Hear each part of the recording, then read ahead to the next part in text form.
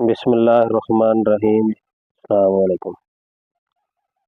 ਕੱਲ੍ਹ ਦਾ ਨਾ ਜੀ ਸਾਡੇ ਜ਼ਿਲ੍ਹਾ ਬਹਾਵਲ ਨਗਰ ਦੇ ਵਿੱਚ ਯਤੀਮ ਵਾਲੇ ਬੰਗਲੇ ਦੇ ਕਰੀਬ 432 'ਚ ਬਹੁਤ ਵੱਡਾ ਹਾਦਸਾ ਹੋਇਆ।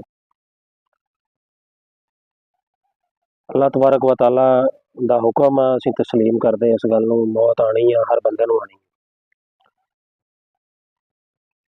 ਹਰ ਵਕਤ ਮੁਕਰਰ ਆ, ਹਰ ਬੰਦੇ ਦਾ ਜਿਸ ਤਰ੍ਹਾਂ ਮੁਕਰਰ ਆ ਉਸ ਤਰ੍ਹਾਂ ਹੀ ਆਣੀ ਆ। ਜਿਹੜੀ ਉਮਰ 'ਚ ਮੁਕਰਰ ਆ ਉਸੇ ਤਰੀਕੇ ਦੇ ਨਾਲ ਹੀ ਆਣੀ।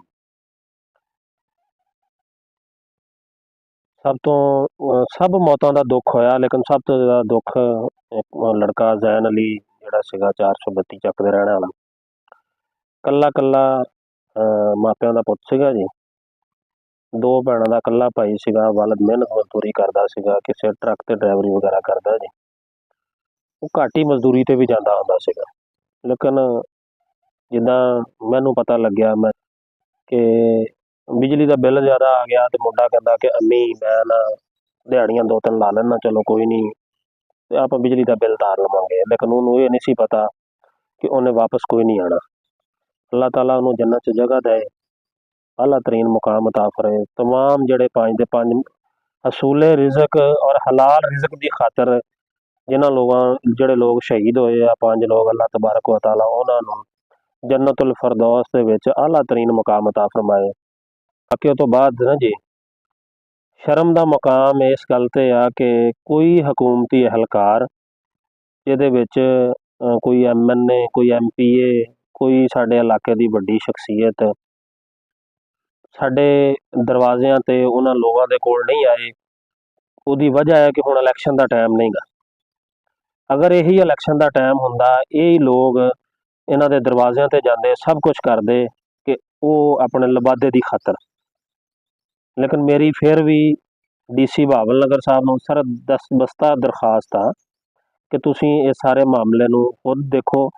ਕੋਈ ਇੱਕ ਹੀ ਬੰਦਾ, ਕੋਈ 1 ਮੈਨ, ਕੋਈ MPA, ਕੋਈ MNA, ਕੋਈ ਉਹਨਾਂ ਦੇ ਦਰਵਾਜ਼ੇ 'ਤੇ ਜਾਂਦਾ, ਉਹਨਾਂ ਦੇ ਦਸਤੇ ਸ਼ਫਕਤ ਰੱਖਦਾ ਕਿ ਜਨਾਬ ਸਾਡੀ ਰਿਆਸਤ ਜਿਹੜੀ ਆ ਉਹ ਤੁਹਾਡੇ ਨਾਲ ਖੜੀ ਆ, ਅਸੀਂ ਤੁਹਾਡੇ ਨਾਲ ਖੜੇ ਆ, ਰਿਆਸਤ ਮਾਂ ਬਰਾਬਰ ਹੁੰਦੀ ਆ।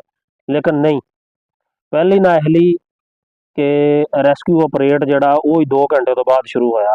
ਲੋਕਾਂ ਨੇ ਆਪਣੀ ਮਦਦ ਆਪ ਦੇ ਤਹਿਤ ਜਿਹੜੇ 3 ਲੋਕ ਸੀ ਪਹਿਲੇ ਉਹ ਰੈਸਕਿਊ ਕੀਤੇ। ਬਹਰਹਾਲ ਮੇਰੀ ਆਲਾ ਹੁਕਾਮ ਤੋਂ ਦਸਤਬਸਤਾ ਅਪੀਲ ਆ ਕਿ ਇਹਨਾਂ ਲੋਕ ਖਾਨਦਾਨਾਂ ਦੇ ਨਾਲ ਜਿਹੜਾ ਨਾ ਜੀ ਉਹ ਹਮਦਰਦੀ ਕਰਕੇ ਇਹਨਾਂ ਨੂੰ ਜੋ ਮੁਮਕਿਨ ਮਦਦ ਹੋ ਸਕਦੀ ਆ, ਉਹ ਪਹੁੰਚਾਈ ਜਾਵੇ। ਸਾਡੇ ਇਲਾਕੇ ਦੀ Ramzan welfare foundation, Shakeel Anwar UK ਵਾਲੇ, ਬਹੁਤ ਜਨਾਬ ਉਹਨਾਂ ਦੀ ਵੀ ਸ਼ਫਕਤ ਆ। ਉਹਨਾਂ ਦੇ ਐਲਾਨ ਤੋਂ ਬਾਅਦ ਕਾਫੀ ਦਿਲ ਮੁਤਮਿਨ ਵੀ ਹੋਇਆ ਕਿ ਉਹਨਾਂ ਨੇ ਜ਼ੈਨ ਅਲੀ ਜਿਹੜਾ ਲੜਕਾ ਸੀਗਾ, ਚੂँकि ਉਹ ਘਰ ਦਾ ਇਕੱਲਾ ਕਮਾਉਣ ਵਾਲਾ ਜਾਂ ਇਕੱਲਾ ਇਕਲੌਤਾ ਬੰਦਾ ਸੀਗਾ, ਉਹਦੀ ਕਫਾਲਤ ਦਾ ਜ਼ਿੰਮਾ ਜਿਹੜਾ ਜੀ ਉਹਨਾਂ ਨੇ ਲਿਆ।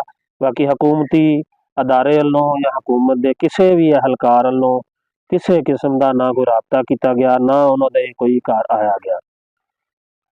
ਮੇਰੀ ਤਮਾਮ ਦੋਸਤਾਂ ਅੱਗੇ ਵੀ ਅਪੀਲ ਆ ਕਿ ਤੁਸੀਂ ਵੀ ਦੁਆ ਕਰੋ, ਅੱਲਾਹ ਤਬਾਰਕ व तआला तमाम ਫੌਤ ਹੋਣ ਵਾਲੇ, ਸ਼ਹੀਦ ਹੋਣ ਵਾਲੇ ਸਾਡੇ ਮਜ਼ਦੂਰ ਭਾਈਆਂ ਨੂੰ ਜੰਨਤੁਲ ਫਰਦੌਸ ਦੇ ਵਿੱਚ ਆਲਾ ਤਰੀਨ ਮੁਕਾਮ ਅਤਾ ਫਰਮਾਏ। ਔਰ ਮੈਂ ਬੜੇ ਦੁਖੇ ਹੋਏ ਦਿਲ ਦੇ ਨਾਲ ਨਾ ਜੀ ਵੀਡੀਓ ਬਣਾ ਰਿਹਾ। ਮੇਰੀ ਵੀਡੀਓ ਨੂੰ ਵੱਧ ਤੋਂ ਵੱਧ ਸ਼ੇਅਰ ਕਰੋ। ਤੁਸੀਂ ਵੀ ਆਪਣੀ ਵਾਲ 'ਤੇ ਇਹਨਾਂ ਦੀ ਪੋਸਟ ਲਾਓ ਕਿ ਆਲਾ ਹੁਕਾਮ ਤੱਕ ਸਾਡੀ ਆਵਾਜ਼ ਪਹੁੰਚੇ, ਤਾਂ ਕਿ ਇਹਨਾਂ ਖਾਨਦਾਨਾਂ ਨੂੰ ਕੁਛ ਨਾ ਕੁਛ ਜਿਹੜੀ ਮੁਮਕਿਨ ਹੋ ਸਕਦੀ ਆ ਉਹ ਸਪੋਰਟ ਮਿਲੇ। ਜਜ਼ਾਕੱਲਾ।